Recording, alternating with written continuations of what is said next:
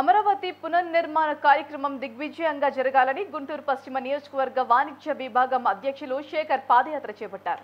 శేఖర్ చేపట్టిన పాదయాత్ర విజయవంతంగా పూర్తి కావాలని Andhra Pradesh industrial development corporation chairman Prabhakar ఆకాంక్షించారు.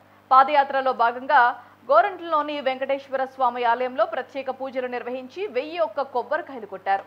మండు టెండర్ను సైతం లెక్క చేయకుండా గుంటూరు నుంచి రాజధాని అమరావతి వరకు శేఖర్ పాదయాత్రకు పూనుకున్నారని AP industrial development corporation chairman Prabhakar పేర్కొన్నారు. రాజధానిలో ముఖ్యమంత్రి చంద్రబాబు ఆధ్వర్యంలో జరిగే రాజధాని పునర్నిర్మాణ కార్యక్రమానికి వస్తున్న ప్రధాని నరేంద్ర మోదీకి ప్రత్యేక కృతజ్ఞతలు తెలిపారు. రాష్ట్ర ప్రజల కలల రాజధాని అమరావతి ప్రపంచంలోనే అద్భుతంగా తయారవుతుందని ప్రభాకర్ పేర్కొన్నారు.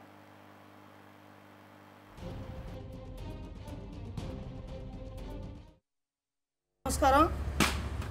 మరి గత 5 సంవత్సరాలుగా మన కలల అమరావతిని విచ్ఛిన్నం చేసిన జగన్మోహన్ రెడ్డి ఒక రావణాసురుడు అంతమైనట్టుగా జగన్మోహన్ రెడ్డి పరిపాలన పోయి మన నవ్యాంధ్ర సాధకుడు చంద్రబాబు నాయుడు గారి ఆధ్వర్యంలో అమరావతి పునర్నిర్మాణ కార్యక్రమానికి మన గౌరవ ప్రధానమంత్రి వర్యులు నరేంద్ర మోడీ గారి ఆధ్వర్యంలో రేపు 2వ తారీఖు పునర్నిర్మాణ శంకుస్థాపన కార్యక్రమం జరగబోతుంది.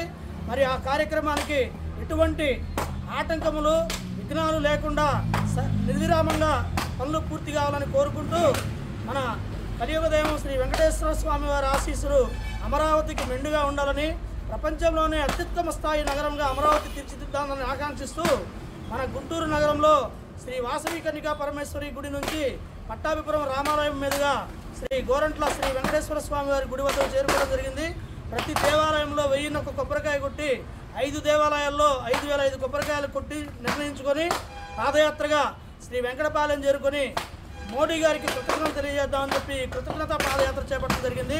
దీనికి ప్రజలందరూ ఆశీస్సులు కావాలి, మన అందరికీ కూడా శ్రీ కలియుగ దైవం శ్రీ వెంకటేశ్వర స్వామి వారి ఆశీస్సులు కావాలని మనస్ఫూర్తిగా కోరుకుంటున్నాను. నమస్కారం.